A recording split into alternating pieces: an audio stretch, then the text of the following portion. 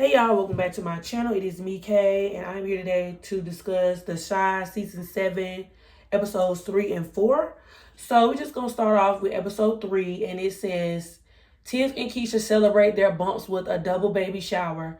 Gemma goes to Jake to discuss her next career move, and Charles holds Pastor Zeke accountable given his recent scandal. Meanwhile, Jake and Bakar's friendship suffers an unexpected blow. Okay, so back in my last video, I was discussing, this upcoming moment with Gemma and Jake. Because, as we know, Gemma and Brittany and Maisha and them ended up leaving the show. Which I try to not touch on, stuff, but it just happens. So basically, after the whole scandal, Gemma comes to Jake to tell him that her and Brittany basically want to work with this producer in New York, and the producer has offered to pay X, Y, and Z, give them these, incentives to come up there, start recording and everything like that.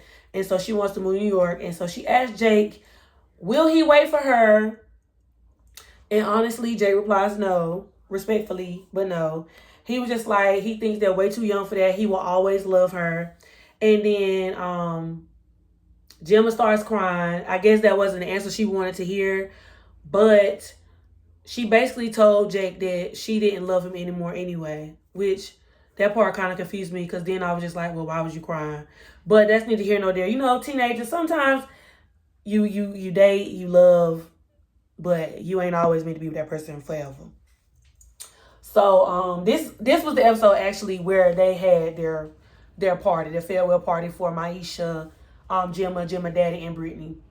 So this is months later. Okay, so the first two episodes dealt with the time frame around, it was like Thanksgiving, around there. It was late November, early December. But we have a time jump in episode 3, and basically it's a double baby shower. So this is the episode we find out that Tiff is having a boy.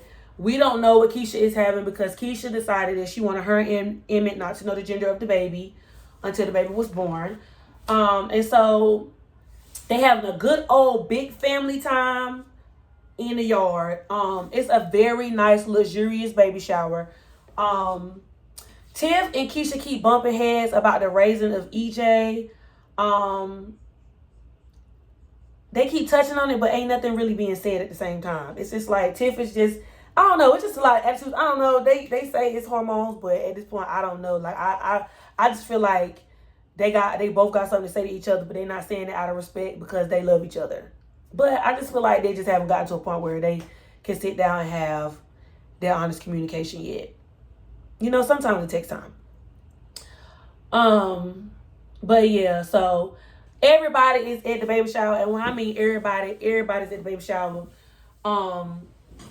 And so, they doing. The Chi always does good moments like these. It's moments like these where the whole crew be there, and they just be having, it be looking fun. I know it'd be a lot on them like actually shooting that scene, but it be looking fun. Charles. Okay, so as we know, the whole scandal that happened with Jake and Tatiana, Pastor Zeke is under scrutiny because of the whole situation with what happened online. And so basically Charles, who is Rotimi, Charles basically goes to Pastor Zeke and say that he wants to teach and preach a couple Sundays just to let everything die down. And so regardless of whether Pastor Charles or Zeke or them agree or not, but they done had some words exchanged. It's something underlying going on with Charles, but we have yet to see what exactly it is. But Charles wants to be in Pastor Zeke's position. That's just what it is. I just think that's what it is. But I think Charles also tried to go out from under Pastor Zeke's flock and start his own church. But Charles was in for like a rude awakening because it wasn't all that he thought it was going to be. And so I think he kind of failed. And so he came back to Pastor Zeke to, get his bearings back, basically. They really treat church more like a business than anything than the worshiping of God. And it's just really hard for me to watch these church scenes as a person who go to church, because I'm like, this is the main reason why people don't go to church and don't want to get saved, because it's people like them that always is on the money issue and making it seem like it's all about money when really it's about a relationship with the Lord. But that's neither here nor there. So this also, when we find out Pastor Zeke is having an entanglement himself with that lady who was at Thanksgiving, when Pastor Zeke met with her and her father about doing this business venture, about having a mega church. Pastor Zeke is messing with that pastor daughter. Again, what in the Greenleaf is going on? Meanwhile, Jake and Bakar's friendship suffers an unexpected blow. This was the episode where Reg came back. And it was speculated. It was heavy speculation that Reg was coming back. And while I am happy to see that Lena loves to employ people and she loves to bring past characters back for like really huge moments, Reg was the character that I did not have to see no more. I did not like Reg. I thought Reg was a terrible influence on Jake's life. And I wanted to see Jake happy. I wanted to see Jake renewed, rejuvenated, restored. I mean, Jake had a lot going on, like, throughout the whole, like, we literally watched these kids grow up on screen.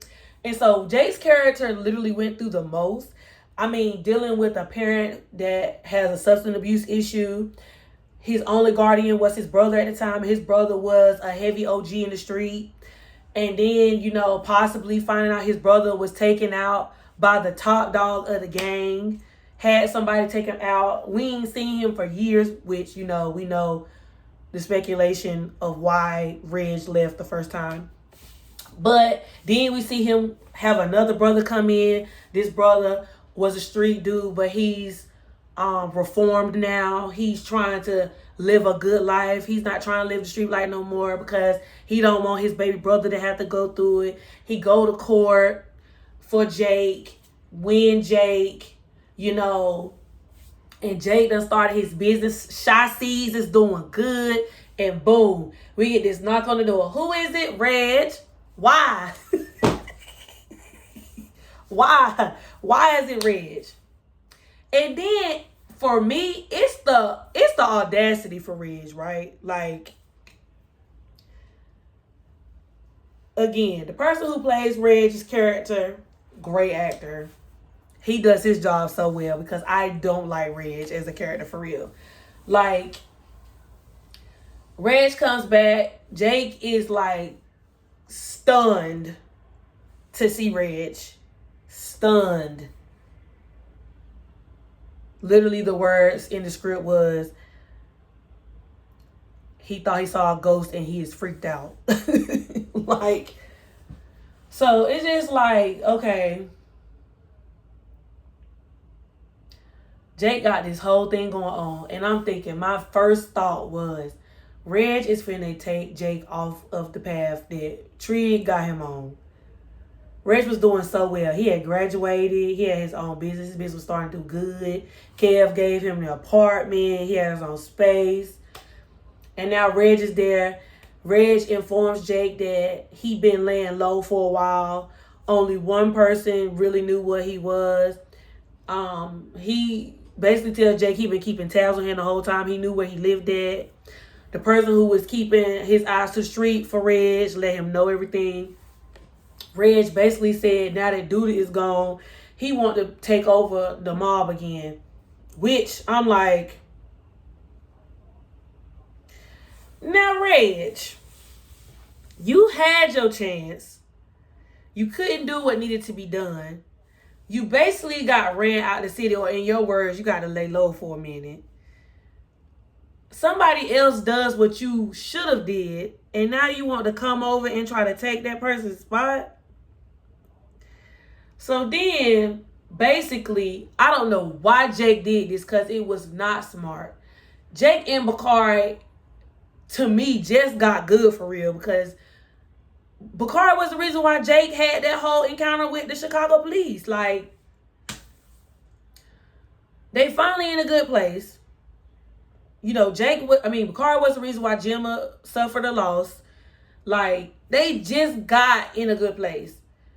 And then Jake do something dumb like take Reg to Nuck's spot. You knew what your brother was doing, Jake. Why would you take Reg over there? Knowing Bakari stay over there.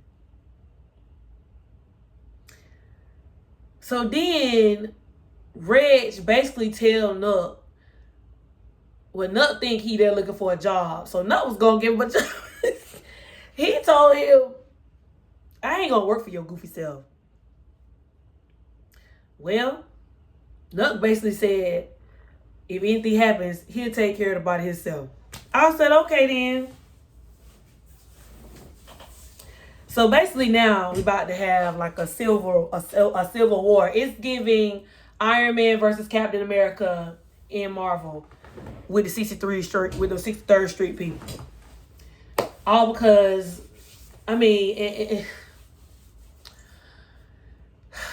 y'all wanted Reg back. I hope y'all happy.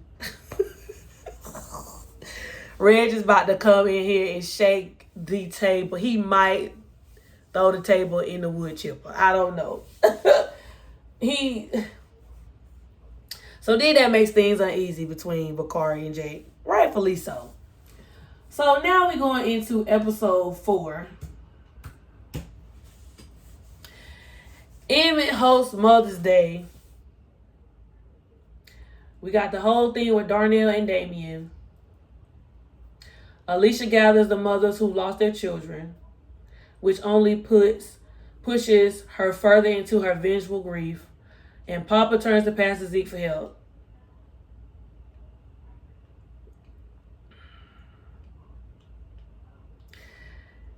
Emmett and his children, mom. I cannot remember any other baby mama name for nothing. I know one name is Shay. Is it Niecy? I think her name might be Niecy. Anyway. So, Cassius and Devontae mama. Now I remember the kids' names, but I don't remember the mama name. That's crazy. Anyway. So Emmett got all of his baby mamas there, all 4 of them. Keisha, Shay, Niecy. Even though Niecy might not be her name. And Tiff. And so they, again, another iconic shot scene. They got the music playing, they got the food, they got the... And I'm sorry, Darnell is always a vibe. Wherever Darnell is, I know I'm going to get a laugh because Darnell be cutting up him in that earpiece. I'm like, now you would think Darnell was a trucker. Darnell is a maintenance man. He always got that earpiece in. That's so funny. Anyway.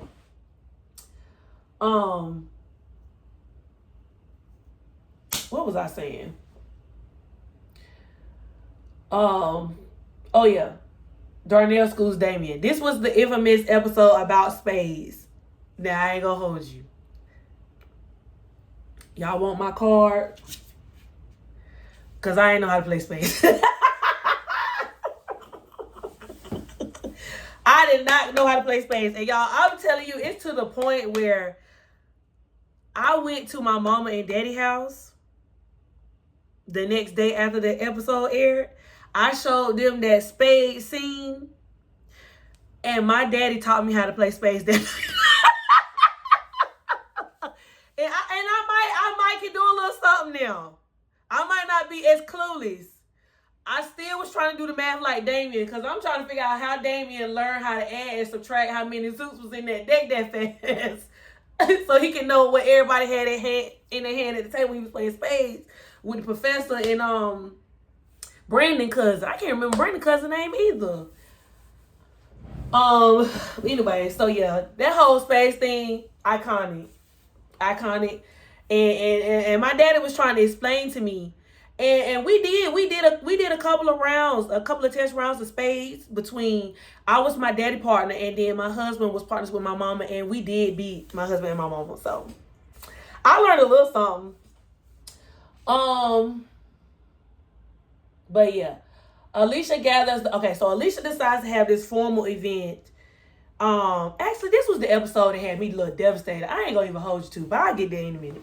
So Alicia has this whole function in her house about the mothers who have suffered loss. And I thought that honestly, for Mother's Day, that was a good I thought that was a nice event to have, especially because the whole basis of the show of the Chi was built off of Jason's story, Jason and Cookie's story. And so I felt like, them with them having a Mother's Day and them celebrating, they had that whole scene with Emmett where they was celebrating the mothers, like Emmett's mom was there, Tiff's mom was there. And so they were celebrating the moms, and then you got all of Emmett's children's moms, and then Cheap Darnell buying that one bouquet of flowers to give to all 15 of his baby mamas. It was, but I still thought that what Alicia did, because, sometimes we just be so wrapped up in life that we don't realize that when a mother loses their child, that mother forever feels like a part of them is missing, and that when things like Mother's Day comes up, it can be a very bittersweet day for them. And so they ended up having a time, but then it's like her event became too sad, and so they decided to move the mothers to Emmett's house. They decided to go to Emmett's house because everybody was already over there eating and stuff like that. And Rashad told Alicia, maybe we need to, switch up the space. We don't want it to seem like it's a mourning party. We ain't in here mourning. We're supposed to be celebrating. It's supposed to be a more so joyous thing. So they move to Emmett's house. But then Alicia gets this feeling that she just wants all the mothers who have lost their kids to all band together and just be like the Dark Avengers for the Chicago streets. She said she wanted to take all the people who out there deleting their children, she wanted to delete them off the streets. And so she feeling very revengeful. She feeling like she got to put this on her back because of what happened to Rob. So she's in a very dark space. But then we have this moment with the judge and Keisha. Had my jaw on the floor. The judge comes up to Keisha and says, "Hey Keisha, how you doing?" And then Keisha was like, "Do I know you?" And then the judge was like, "No, I'm, so-and-so. I'm Christian's mom." And then I'm like, "Christian? Okay." And so then Keisha was like, "Oh, Christian's mom, how's he doing? I love Christian. He was you had such a sweet son." And then the mama proceeds to tell her that Christian is no longer here, and that Christian has gone on to be with the Lord, and that he couldn't take it no more. Life got too hard for him. Oh my God. Talk about stealing the grease out my biscuit. First of all, before Keisha even got back with Emmett, when they had that little rollout of Keisha and Christian, I was sad. I was like, okay, Keisha finally at a point to where she is healing. I was like, because that season when Keisha was missing, that was an extremely heavy season, to the point where I almost regretted the fact that I even watched it, because it was just so heavy. And then Keisha started working at the little thrift store where she was pregnant with Ronnie. And Christian was so nice. He was so caring. He was a good man, Savannah. Even though that saying came from a clip from a man who won't no good. Christian was a good man, Savannah.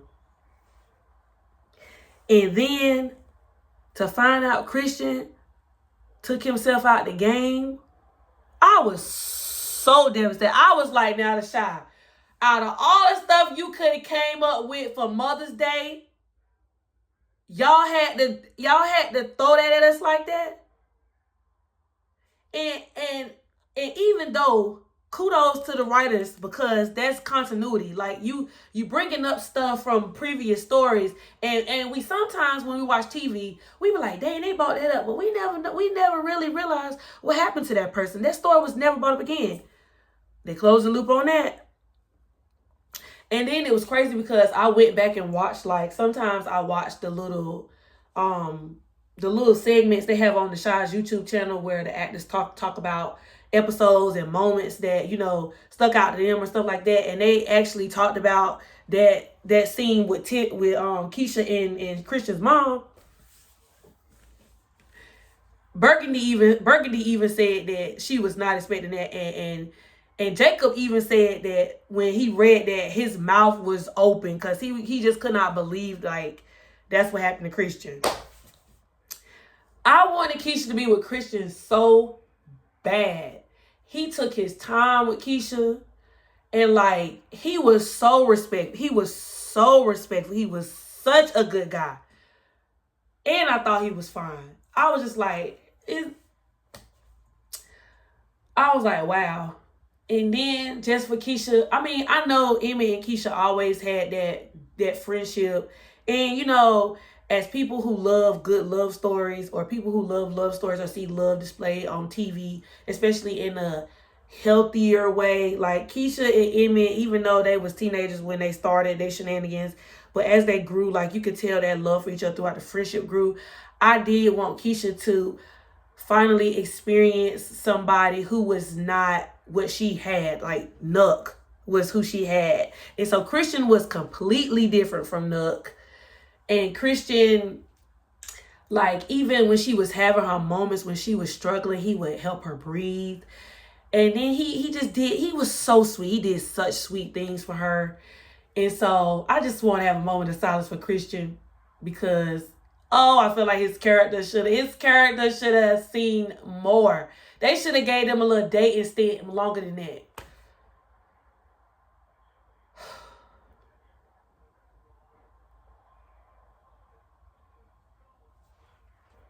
Christian.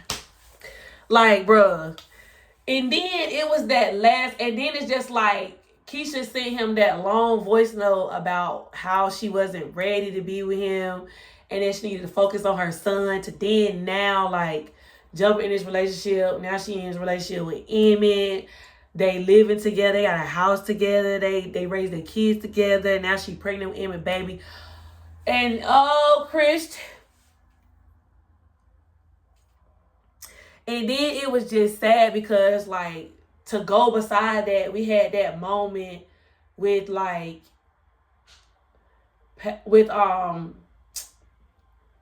the professor and Bakari, and how the professor has just latched on to Bakari because he sees so much in Bakari. And I guess Bakari reminds him of Christian. We didn't get to really know Christian like that on the family level. We just knew that, you know, he was out and he had, you know, we didn't really get to know Christian like that.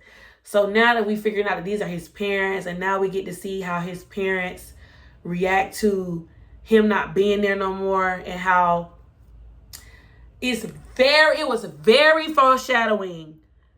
Like when the professor told Bakari to take care of himself, he asked Bakari what his plans was for the summer and how he needed to stay out of the streets, and that he didn't want nothing to happen to him, and that bad things always happen to people in the streets. I was like, Bakari, please.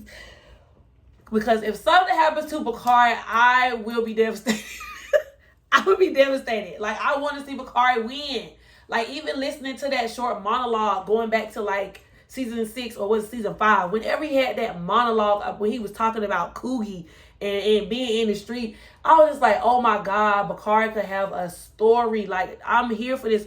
Now, I don't want to harp too much on the book, but I do want to see, like, the turnout of the book. Like, Bakari actually going to school, getting his degree, changing his life. You know what I'm saying? Like, doing something. And I just hope they don't let it happen to him.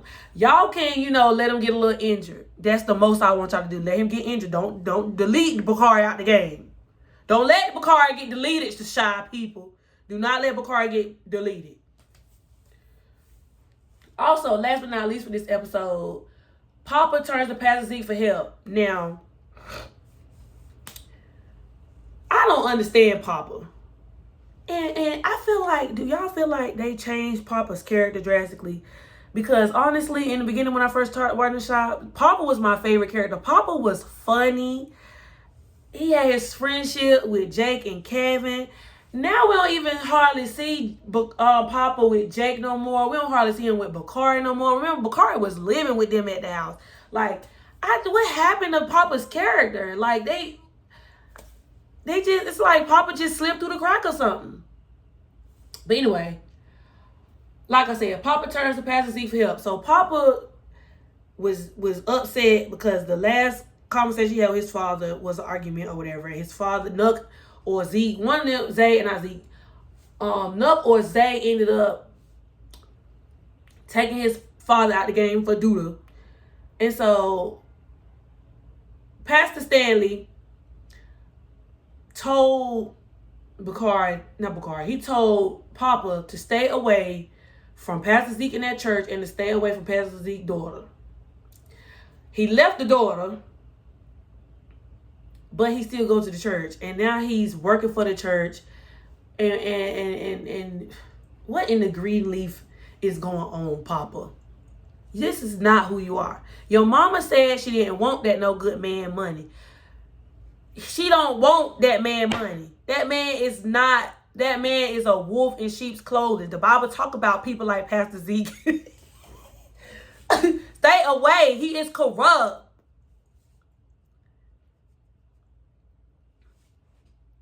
He is corrupt, Papa. Stay away from him. Basically, come to find out, of course, Pastor Zeke and Charles think it's good to buy Papa Daddy Church. Papa Mama is not willing. Miss Jackson is not willing to sell that church. But she told Papa that she need money because they falling behind. The money is not coming in. So I'm just like, Lord have mercy. This is going to be a whole nother thing. But yeah, y'all. I think that's all I had for episodes 3 and 4. If I forgot about anything, obviously it won't important for me to discuss. It didn't stick out to me that much. I mean, I watched the episode, but you know what I'm saying? But like, yeah. So yeah, y'all. Stay tuned for episode 5. Deuces.